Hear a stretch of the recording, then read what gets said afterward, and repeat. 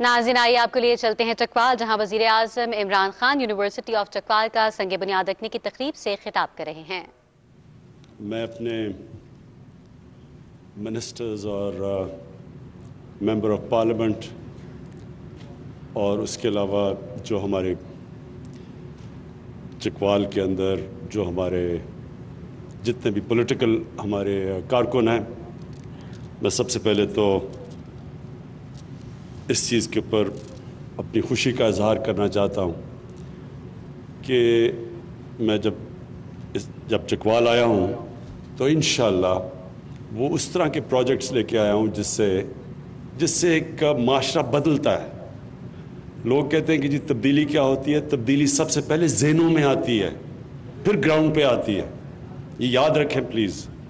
لوگ سمجھتے ہیں کہ تبدیلی کو ایک بٹن آن کرو تو تبدیلی آ جاتی ہے۔ تبدیلی پہلے لوگوں کے ذہن بدلتے ہیں۔ تو میں اس کے اوپر آنے سے پہلے، کیونکہ اس چیز کے اوپر بات کی گئی کہ چکوال اور یہ سارے علاقہ جہلم، چکوال، میاں والی، یہاں بہت زیادہ لوگوں نے پاکستانی فوج میں وہ گئے اور ان کی بڑی قربانیاں ہیں پاکستان کے لیے۔ تو اس لیے مجھے احساس ہے کہ جب میرے آنے سے پہلے ہمارے منسٹرز نے بات کی اور ممبر آف پارلیمنٹ نے کہ جو ایک پہلی دفعہ کسی پاکستان کی پولیٹیکل اپوزیشن نے جس طرح فوج کے اوپر حملہ کیا ہے، یہ پاکستان کی تاریخ میں کبھی نہیں ہوا۔ اس سے پہلے جنرل مشرف کے اوپر تنقید کی جاتی تھی، لیکن جنرل مشرف پولیٹیکل تھے، یعنی وہ ملک کے سربراہ بھی بن چکے تھے اور آرمی چیف بھی تھے، تو اس کے اوپر تو تنقید تھی۔ لیکن آج کل جو تنقید کی جا رہی ہے، مجھے بڑے افسوس سے کہنا پڑتا ہے کہ وہ زبان استعمال کی جا رہی ہے جو ہندوستان کی پروپیگنڈا مشین پاکستان کی فوج کے خلاف استعمال کرتی ہے۔ ایک آپ کی پتہ نہیں کتنوں کی نظروں سے گزرا، یورپین یونین کی ڈس انفارمیشن لیب، انہوں نے انکشاف کیا کہ ہندوستان نے فیک سائٹس، میڈیا سائٹس بنائی ہوئی تھی کوئی 700، جس میں انہوں نے مرے ہوئے لوگوں کے نام پہ بھی نیوز آئٹمز ان کے نام سے بھی دیتے تھے، پھر اخباروں کے فیک اخبار بنائے ہوئے تھے، اور اس کا صرف سب سے زیادہ مقصد یہ تھا کہ پاکستان کو ایک بری نظر میں دنیا میں پیش کریں، پاکستان میں کہیں کہ افراتفری پڑی ہوئی ہے تاکہ کوئی باہر سے سرمایہ کاری نہ کرے پاکستان میں۔ اور پھر پاکستانی فوج کو خاص طور پہ ٹارگٹ کیا گیا، کیونکہ ہندوستان چاہتا ہے کہ پاکستانی فوج کمزور ہو، اور اب سے نہیں، پہلے سے وہ چاہتے ہیں۔ ان کی پوری ایک پلاننگ ہے کہ دنیا میں پاکستانی فوج کو ایک ایسی نظر پیش کیا جائے کہ وہ ایک روگ آرمی ہے، وہ دہشت گرد ہیں۔ نریندر مودی پچھلے آرمی چیف کو تو کھل کے کہتے تھے کہ دہشت گرد ہے۔ تو بدقسمتی سے پتہ یہ چلا کہ یہ جو فیک سائٹس تھیں ہندوستان کی، یہ اس اپوزیشن کو بھی یہ جو اے پی ڈی ایم ہے، اس کو بھی آگے وہ پروموٹ کر رہے تھے، اور کئی ایسے صحافی ہیں جو ان کو بھی پروموٹ کرتے ہیں اور وہ ہندوستان کی اس ڈس انفارمیشن کے حصہ تھے۔ تو کہنے کا مقصد یہ ہے کہ پہلی دفعہ ہوا ہے کہ پاکستان کی اپوزیشن اس طرح پاکستان کی فوج کو ٹارگٹ کر رہی ہے، آرمی چیف کو، آئی ایس آئی چیف کو۔ اس کی کوئی پہلی مثال نہیں ہے۔ اور ٹارگٹ کیا کر رہے ہیں، کیا رہے ہیں کہ جناب الیکشن جو تھا وہ انہوں نے، کیونکہ فوج نے دھاندلی کروائی، اس لیے سلیکٹڈ گورنمنٹ ہے۔ تو اس کے لیے کوئی ان سے پوچھے کہ اگر الیکشن میں دھاندلی ہوئی تھی تو کیا آپ گئے تھے الیکشن کمیشن کے پاس؟ کیا آپ سپریم کورٹ گئے؟ کیا آپ پارلیمنٹ میں آئے؟ کوئی آپ نے فورم پہ کہا کہ دھاندلی ہوئی ہے؟ تو آج جب امریکہ میں الیکشن ہوا تو جب ریپبلکنز کہنا شروع ہوئے کہ الیکشن میں دھاندلی ہوئی، تو میڈیا پہلے کہتا تھا کہ انہوں نے ابھی تک کوئی ثبوت نہیں دیا۔ یعنی وہ میڈیا کہنے کے لیے نہیں تیار تھا دھاندلی جب تک ثبوت نہ ہو۔ تو نہ ثبوت دیے, نہ کسی فورم پہ گئے اور پاکستانی فوج کو اٹیک کرنا شروع کر دیا کہ جی انہوں نے ایک سلیکٹڈ حکومت لے کے آئے. اور اصل میں ہم ساری قوم جانتی ہے کہ 30 سال سے یہ جو ان کے لیڈران ہیں, انہوں نے دونوں ہاتھوں سے ملک کو لوٹا ہے. 30 سالوں سے ان کے اوپر باہر مضمون چھپے ہوئے ہیں, باہر کے اخباروں میں, ڈیلی ٹیلی گراف میں, ٹائمز میں, ڈیلی میل میں, میں انگلینڈ کی بات کر رہا ہوں, نیو یارک ٹائمز میں, بی بی سی نے 2 ڈاکیومنٹری ان دونوں لیڈرز کے اوپر بنائی ہوئی ہیں, ان کی چوری کے اوپر. ان دونوں نے ایک دوسرے کے اوپر جو باتیں کی ہوئی ہیں وہ آج آپ ٹی وی دیکھ سکتے ہیں. اور ایک کو زرداری کو جیل نواز شریف نے ڈالا تھا کرپشن میں. دونوں حکومتیں 2 دفعہ کرپشن میں گئی تھی, ایک دوسرے کو کرپٹ کہتے تھے. تو آج صرف اپنی چوری بچانے کے لیے ایک ملک کی وہ انسٹیٹیوشن جو اگر آج کبھی بھی پاکستان کو ایک مضبوط فوج کی ضرورت ہے تو آج ضرورت ہے. اور کیوں ضرورت ہے؟ کیونکہ ہمارے ساتھ جو ہمارا ہمسایہ ہے, 73 سال کی تاریخ میں بر صغیر میں اس طرح کی حکومت نہیں آئی جو آج ہندوستان میں آئی ہے, جو کہ ایک انتہا پسند, ایک ٹوٹیلیٹیرین, ایک ریسسٹ, اینٹی مسلمان اور اینٹی اسلام اور اینٹی پاکستان. کبھی ایسی حکومت نہیں آئی اور جو انہوں نے کشمیریوں سے کر رہے ہیں. اور اس ٹائم پہ اپنی فوج کو اٹیک کرنا اور پھر اپنی فوج کو کہنا کہ ایک الیکٹڈ حکومت کو گرا دو. اپنے آپ کو ڈیموکریٹس کہتے ہیں, الیکٹڈ حکومت کو گرا دو. اور پھر فوج کو کہتے ہیں کہ اگر آرمی چیف الیکٹڈ حکومت کو نہیں گراتا تو فوج اس کو ہٹا دے. یعنی ملک میں فوج کو کہہ رہے ہیں کہ ملٹری کو کرو اور کہتے ہیں ڈیموکریٹک. تو میں اس لیے آج اس پلیٹ فارم سے, کیونکہ یہ وہ خاص طور پہ یہ سارا وہ علاقہ ہے جس میں لوگوں نے فوج میں جا کے بڑی اپنے ملک کے لیے قربانیاں دی ہیں, اور آج بھی ہماری فوج قربانیاں دے رہی ہے.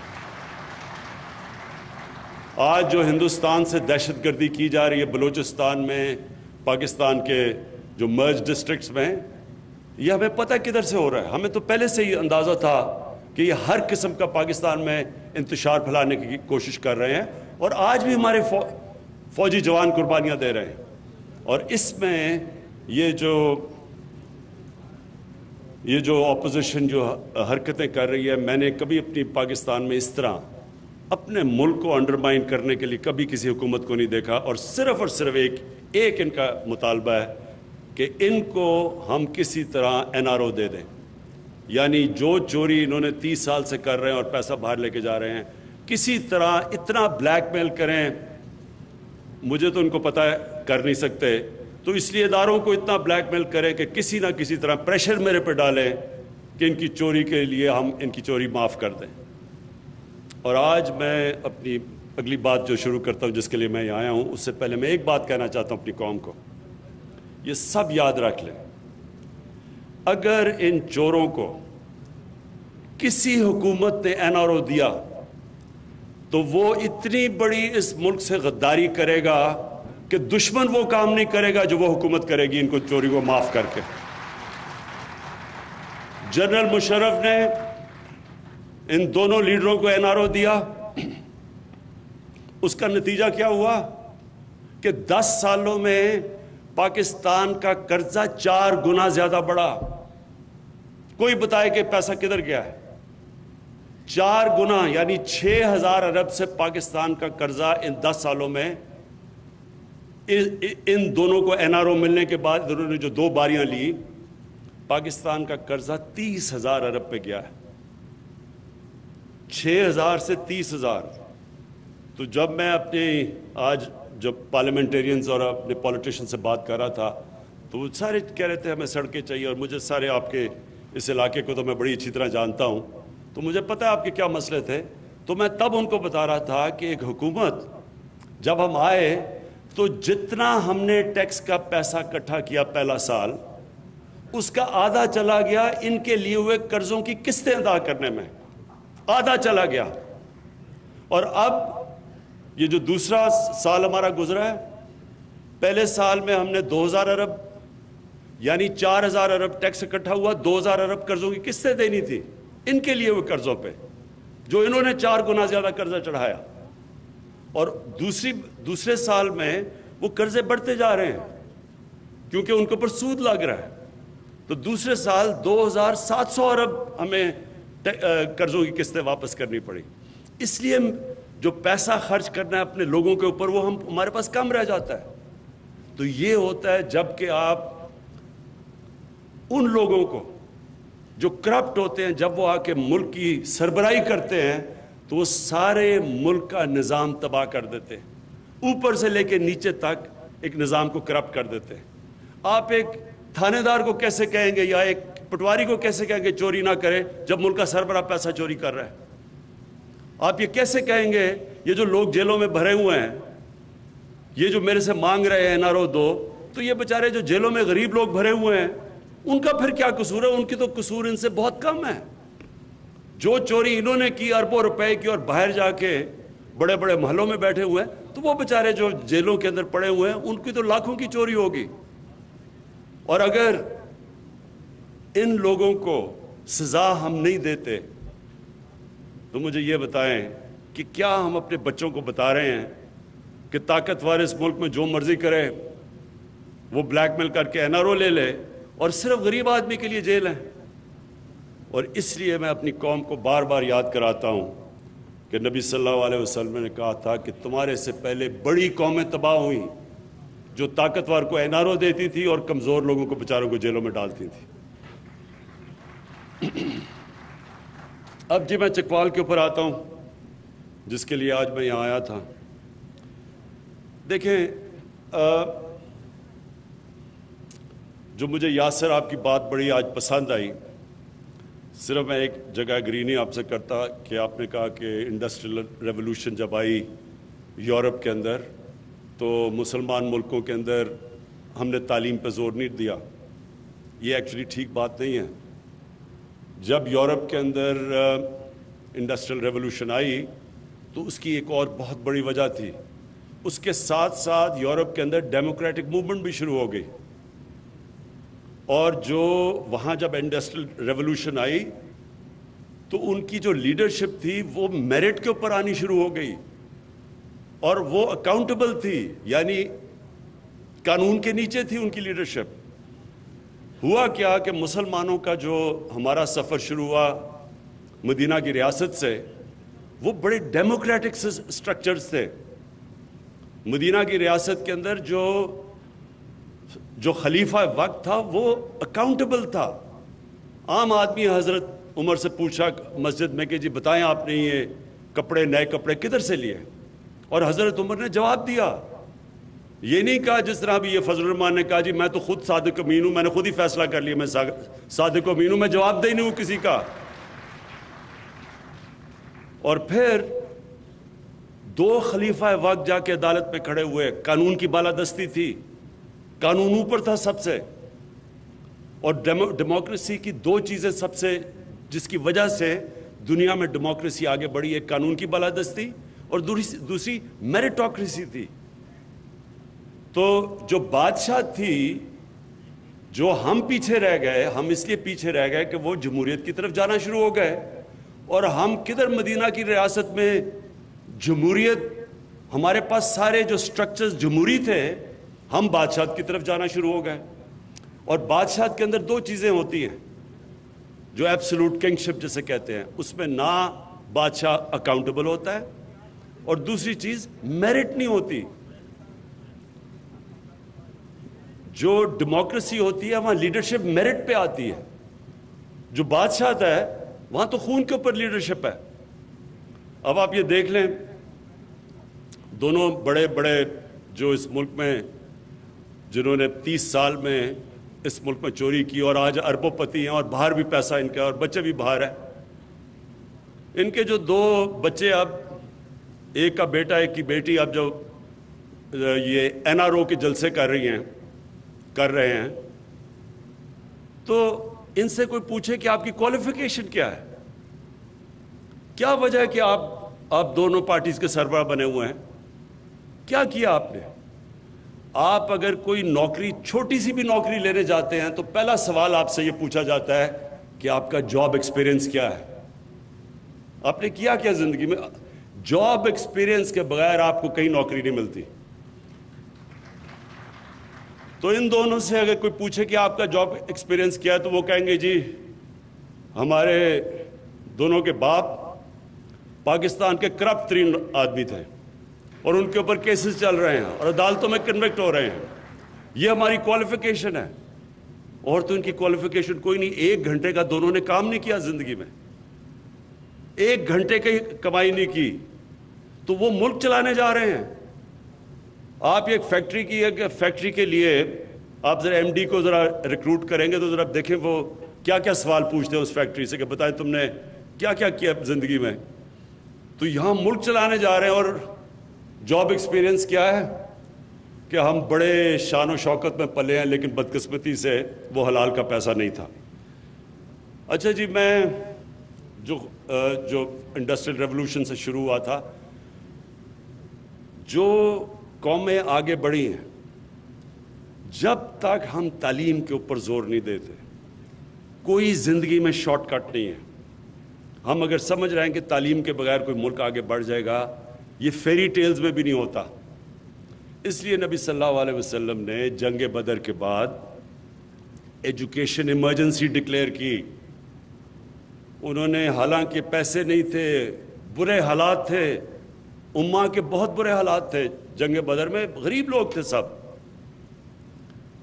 اس کے باوجود انہوں نے کہا کہ جب قیدی کو واپس کر کے, مکہ کے قیدی کو پیسے مل سکتے تھے, انہوں نے تب کہا کہ جو قیدی پڑھا لکھا دے گا 10 مسلمانوں کو وہ واپس آزاد ہے.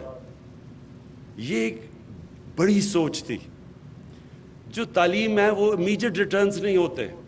ہمارا سب سے بڑا مسئلہ یہ ہے کہ یہ جو ہماری جس طرح کی ڈیموکریسی ایوالو کی, ہم 5 سال کا سوچتے ہیں چچا جی 5 سال سے میں کوئی ایسا پروجیکٹ دکھا دوں, پھر اس کی اتنی اربوں روپیہ اس کے اوپر پبلسٹی پہ خرچ کر کے تاکہ اگلا الیکشن جیت جاؤ. لیکن تعلیم کے اندر اگلا الیکشن کا نہیں آپ سوچتے. جو گورنمنٹ اگلے جنریشن کی سوچتی ہے وہ تعلیم کے اوپر پھر زور ڈالتی ہے. اب ہمارا دنیا میں 2nd ینگسٹ پاپولیشن ہے. اس آبادی کو جتنا ہم ویلیو ایڈ کر سکیں, ویلیو ایڈ کا مطلب کہ جتنی بہترین تعلیم, ہنر سکھا سکیں, ٹیکنیکل ایجوکیشن دے سکیں. اور دنیا اب کھڑی ہے ایک اور ٹیکنالوجی کی ریولوشن پہ. نئی نئی چیزیں آ گئی ہیں, آرٹیفیشل انٹیلیجنس, ایسی ٹیکنالوجیز اتنی تیزی سے ایڈوانس کر رہی ہیں. لیکن خوش قسمتی ہماری یہ ہے کہ ہم اپنی ینگ آبادی کو اس وقت اگر ہم اکوپ کر دیں تو یہ لیپ فراگ کر سکتے ہیں. مطلب یہ کہ بجائے ایک پروسیس سے گزرنے کے ہم بڑی تیزی سے آگے جا سکتے ہیں. اس لیے جو 2 آج میں نے آج انوگریٹ کی ہیں 2 چیزیں, ایک آپ کی جو یونیورسٹی چکوال یونیورسٹی, اور دوسرا جو آپ نے سینٹر آف ایکسلنس یا ایک اسکول ایسا بنایا کہ جو بہترین ٹیلنٹ چکوال کے بچوں کا, لیکن غریب بچوں کا, وہ بچے جو کہ جن کے ماں باپ کے پاس پیسہ نہیں اعلیٰ تعلیم دینے کا بچوں کو, ان کے لیے جو اسکول بنایا ہے. میں آج آپ کے سامنے پیشن گوئی کر رہا ہوں کہ اگر آپ نے صحیح توجہ دے دی ان اسکولوں پہ, یعنی ٹیچرز کے اوپر صحیح توجہ دے دی, اچھے ٹیچرز بھی دیے, اسکول کی بلڈنگز کافی نہیں ہوتی, اس کے اوپر ٹیچرز بھی آپ کو اچھے چاہیے ہوتے ہیں. اگر آپ نے توجہ دے دی تو آپ کا بہترین ٹیلنٹ اس اسکول سے نکلے گا جدھر آپ میرٹ کے اوپر غریب گھرانوں سے بچوں کو لے کے آ رہے ہیں. ہم نے نمل یونیورسٹی میں ساتھ ہی ہے, کبھی آپ کو موقع ملے ضرور جا کے دیکھیں کیونکہ مجھے اس کا بڑا فخر ہوتا ہے اس یونیورسٹی کا. اس میں 90% جو اسٹوڈنٹس ہیں وہ اسکالرشپ پہ ہیں, یعنی ان کا تقریباً سارا پیسہ ہم اکٹھا کر کے اسکالرشپ پہ دیتے ہیں. اور وہ غریب ترین گھرانے کے بچے ہیں, اور ان میں سے 75% بچے اردو میڈیم اسکول کے ہیں, اور جو انیشل ڈگریز تھیں وہ بریڈفورڈ یونیورسٹی کی ہیں, یعنی انگلینڈ کی یونیورسٹی کی ہیں. لیکن آپ کو حیرت ہوگی کہ جو ان کا رزلٹ ہے, جس طرح کے وہ بچے پڑھتے ہیں اور جو ان کے اندر ڈرائیو ہے, جو ہنگر ہے, جو بھوک ہے, وہ بریڈفورڈ یونیورسٹی کی ڈگریز لے رہے ہیں, اور بریڈفورڈ یونیورسٹی سے جو پرسنٹیج ہے فرسٹ ڈویژنز کی وہ نمل یونیورسٹی کی زیادہ ہے.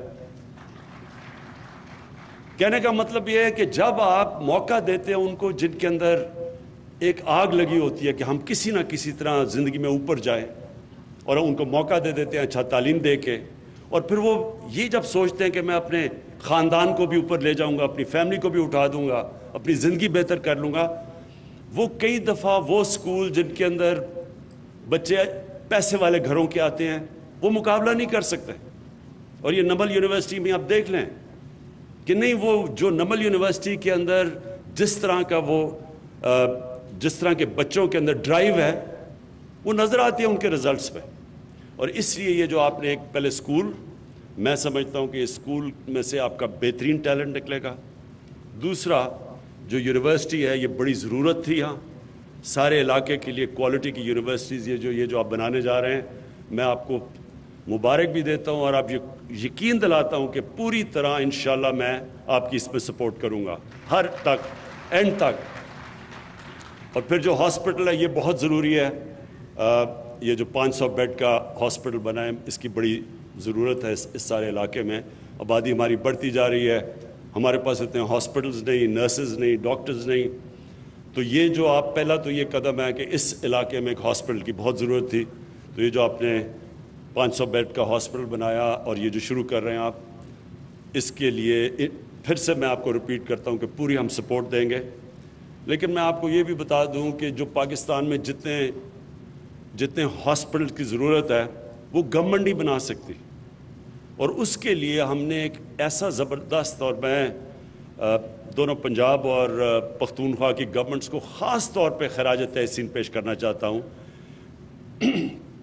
کہ جو ہیلتھ کارڈ ہے, جو ہیلتھ کارڈ لے کے آئے ہیں یہ انشاءاللہ آپ دیکھتے رہیں. میں آپ کے سامنے یہ بھی پیشن گوئی کرتا ہوں کہ 5 سال 6 سال 8 سال 10 سال تک, میکسیمم 10 سال تک یہاں کا جو ہیلتھ سسٹم ہوگا, ہمارے سے بڑے امیر ترین ملکوں کا بھی وہ ہیلتھ سسٹم نہیں ہوگا جو پاکستان کا بننے جا رہا.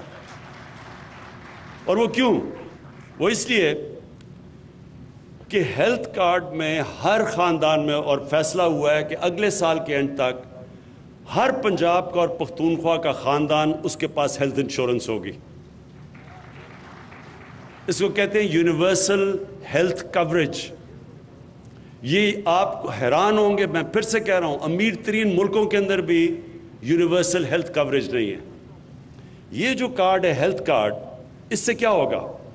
اب تک کیا ہوتا تھا کہ اچھے پرائیویٹ ہاسپٹل صرف بڑے شہروں میں چلے جاتے تھے کیونکہ پیسہ تو بڑے شہروں میں ہے, تو چھوٹے شہروں میں پرائیویٹ ہاسپٹل بناتا ہی کوئی نہیں تھا. اب ہم پرائیویٹ ہاسپٹلس کو انکریج کر رہے ہیں, انشاءاللہ ان کو سستی زمینیں دیں گے ہاسپٹل پرائیویٹ سیکٹر کو آنے میں. ساری ان کی جو اکوپمنٹ پاکستان میں, ہیلتھ ہاسپٹل کی اکوپمنٹ پاکستان میں نہیں بنتی, ساری وہ ہم ان کو ڈیوٹی فری اجازت دیں گے باہر سے امپورٹ کرنے کی. اور اس کے بعد ہیلتھ کارڈ کی وجہ سے جب عام ہر گھر کے پاس ایک ہیلتھ کارڈ آ جائے گا گھرانے میں, تو کوئی بھی جا کے, اور ہیلتھ کارڈ میں آپ کسی بھی ہسپتال میں جا کے اپنا علاج کروا سکتے ہیں. یہ نہیں کہ صرف گورنمنٹ ہاسپٹل, کسی بھی پاکستان کے ہسپتال میں ہیلتھ کارڈ سے آپ اپنا علاج کروا لیں گے. اس سے یہ ہوگا کہ غریب ترین علاقوں کے اندر جب سب لوگوں کے پاس ہیلتھ فیملیز کے پاس ہوگا تو پھر پیسہ کا تو مسئلہ نہیں ہوگا. تو اس سے انشاءاللہ پورا ہم اپنا ایک ہیلتھ سسٹم کھڑا کریں گے پاکستان میں, جو کہ سارے علاقوں کو کور کرے گا, غریب علاقوں کو بھی. اور یہ میرا ایک, مجھے انشاءاللہ جب لوگ کہتے ہیں کہ کیا, میرے سے پوچھتے ہیں کہ آپ کے جب 5 سال پورے ہوں تو آپ کیا چاہیں گے کہ پاکستان میں کیا چیز ہوگی تو آپ سمجھیں گے آپ کامیاب ہوں. تو میں 5 سال کے اپنے بعد سب سے پہلے یہ چاہوں گا کہ ہم اپنا جو قرضے ہیں, جو کرنٹ اکاؤنٹ, جو ہمارے ڈیفیسٹس ہیں, ایک بیرونی خسارہ ہے اور ایک اندرونی خسارہ ہے. تو میں یہ چاہوں گا کہ یہ دونوں خساروں کو ہم کم کر کے ادھر لے آئیں کہ پاکستان اپنے پیر پہ کھڑا ہو جائے. جو بیرونی خسارہ ہے وہ تو آپ کو، مجھے سب سے زیادہ فخر یہ ہے کہ پچھلے 5 مہینے میں جو ہمارا، جس کو کرنٹ اکاؤنٹ کہتے ہیں، اس کا جو سب سے بڑا خسارہ ہمیں ملا تھا 2.25 سال پہلے، آج میں فخر سے یہ کہتا ہوں کہ 5 مہینے مسلسل ہمارا جو کرنٹ اکاؤنٹ ہے وہ سرپلس میں چلا گیا ہے، اور 17 سال کے بعد یہ ہوا ہے۔ اب دوسری زور لگانا ہے کہ اپنا جو فسکل ڈیفیسٹ ہے، یعنی ہماری جو آمدنی ہے وہ ابھی بھی کم ہے، ہمارے خرچے زیادہ ہیں، لیکن ابھی تک مجھے اس کا ابھی تک یہ فخر ہے کہ آج اگر ہمیں قرضوں کی قسطیں واپس نہ کرنی پڑیں، جو کہ قرضے پچھلوں نے لیے تھے، تو ہم نے اپنی آمدنی اور خرچے کو اب بیلنس کر لیا ہے، یعنی ہمارا خسارہ نہیں ہے اب۔ خسارہ تب آتا ہے کیونکہ ہمیں یہ قرضوں کی قسطیں دینی پڑتی ہیں، اور انشاءاللہ وہ آمدنی ہم بڑھانے کی پوری اب زور لگا رہے ہیں، اپنے ملک میں ویلتھ کریشن کر رہے ہیں، اور مجھے پورا یقین ہے کہ انشاءاللہ جب اگلے ہمارے 5 سال پورے ہوں گے تو یہ سب سے پہلے تو یہ کہ جو قرضوں کا بوجھ ہے انشاءاللہ اس کو کم کریں۔ اس کے بعد جو دوسری چیز ہے کہ عام آدمی کی زندگی کیسے بہتر ہو۔ اگر عام آدمی کی زندگی بہتر ہو، غربت یہاں کم ہو گئی، لوگوں کی بنیادی ضروریات، ان کی صحت کا ہم دھیان رکھ سکے، ان کے لیے ہم تعلیم، ہر غریب گھرانے کے لیے موقع ملے تعلیم کا، اور یہ جو ہمارے جو دور دراز علاقے ہیں وہاں اسکول خالی پڑے رہتے ہیں، وہاں سسٹم ٹھیک نہیں ہے، پورا زور لگا رہے ہیں کہ اب یہ جو ایجوکیشن کا سسٹم ہے ایسے کریں کہ اس کو ڈی سینٹرلائز کر دیں، اور ساتھ ساتھ اس کے ساتھ جو ہمارا لوکل گورنمنٹ سسٹم آ رہا ہے، جو بلدیاتی الیکشن آ رہے ہیں، یہ پاکستان میں ایک انقلابی سسٹم ہے، اور اس سسٹم کے ذریعے ہم اپنی جو دیہاتی علاقوں کے اندر جو ڈسٹرکٹس ہیں، جس طرح چکوال ہے، میاں والی، وہ لوکل گورنمنٹ کے اندر سکولوں کو اوورسی کریں، اور یہ ہمارا بڑا ایک ریولوشنری سسٹم ہے جو انشاءاللہ جب الیکشن آئیں گے تو آپ کو پتہ چلے گا۔ بڑی محنت سے ہم اپنا نیا بلدیاتی نظام لے کے آئے ہیں، تو اسکول کا نظام ٹھیک ہو جائے، صحت کا نظام ٹھیک ہو جائے، گورننس سسٹم جو ہم اب لگے ہوئے کوشش کرنے کہ ہمارا جو پولیس کا سسٹم ہے وہ ٹھیک ہو، اور اس کے لیے بھی آپ دیکھتے رہیں گے کہ پوری جدوجہد ہے، کیونکہ یہ ایک بری عادتیں پڑ چکی ہیں کئی سالوں سے، تو اس کو آہستہ آہستہ انشاءاللہ ٹھیک کر رہے ہیں، اور 5 سال کے بعد لوگوں کو نظر آئے گا کہ پولیس ایک ایسی ہماری بن گئی ہے کہ لوگوں کی جان اور مال کی حفاظت کرے گی۔ تھانہ ایک ایسا ہوگا جدھر لوگ یہ نہیں سمجھیں گے کہ تھانہ کوئی دور سے، کوئی باہر سے قوم آ کے چلا رہی ہے، اپنا یعنی پولیس کو اپنی پولیس سمجھیں گے، اور انشاءاللہ اس کے اوپر پورا زور ہے۔ اور اس کے علاوہ جو میں چاہوں گا کہ جو ہمارا جو احساس پروگرام ہے وہ پاکستان کی تاریخ میں نہیں، دنیا کے اندر بہترین ایک وہ پروگرام مانا جائے غربت کم کرنے کے لیے۔ ہم ایک بڑی یہ جو ابھی بھی ہمارا احساس پروگرام جو کرونا کے دور ہم نے جس طرح پیسے بانٹے غریب لوگوں کے اندر، یہ تو دنیا بھی ابھی سمجھتی ہے، اس کی خراج تحسین پیش کرتی ہے پاکستان کو کہ بہترین طریقے سے، شفافیت سے، اور بڑے تھوڑے وقت پہ اتنا زیادہ ہم نے پیسہ بانٹا غریب لوگوں میں، جس سے بچ گئی ہماری عوام لاک ڈاؤن میں جو تباہی مچی تھی۔ لیکن جو اب پوری طرح احساس پروگرام ہم لے کے آ رہے ہیں غربت کم کرنے کے، یہ ہم نے چائنا سے بڑی تفصیل سمجھی تھی کہ چائنا نے کیسے غربت اپنی کم کی۔ دنیا کی تاریخ میں کبھی کسی ملک نے اتنی تیزی سے اتنے تھوڑے ٹائم میں اتنے زیادہ لوگوں کو غربت سے نہیں نکالا جو چائنا نے نکالا ہے۔ تو اس پروگرام کے تحت میرا پورا ایک ایمان ہے کہ ہم اپنے 5 سال کے بعد یہ کہہ سکیں گے کہ پاکستان میں جب ہم آئے تھے اس سے اب غربت بہت کم ہو چکی ہے، اور جو میرا ابھی میں ایک اور اسکیم شروع کرنے لگا ہوں کہ ایک پورے ہمارا ایک پروگرام جس کے اندر پورے سٹیپس لیں گے کہ کوئی پاکستان میں بھوکا نہ سوئے۔ اس کے لیے ہم انشاءاللہ پورا ایک پلان لے کے آئیں گے جس میں پاکستان کی شہریوں کو ہم پوری قوم مل کے کرے گی کہ کوئی ہمارے ملک میں بھوکا نہ سوئے۔ یہ ایک پورا پروگرام انشاءاللہ آپ کے سامنے لے کے آؤں گا۔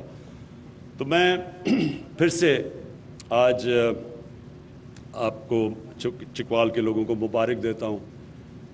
وہ ایک تو میں بھول گیا، وہ جو سڑک اس کی بڑی ضرورت تھی بائی پاس کی، وہ اس سے बड़ा फ़र्क पड़ जाएगा यहाँ। वो तो हमने चौथी चीज़ आज इनॉग्रेट किया है, लेकिन मेरे लिए असल दो चीज़ें हैं, एक आपका हॉस्पिटल और ये जो आपके एक स्कूल बना है और जो यूनिवर्सिटी, इसकी मैं आपको ख़ास तौर पर मुबारक देता हूँ फिर से।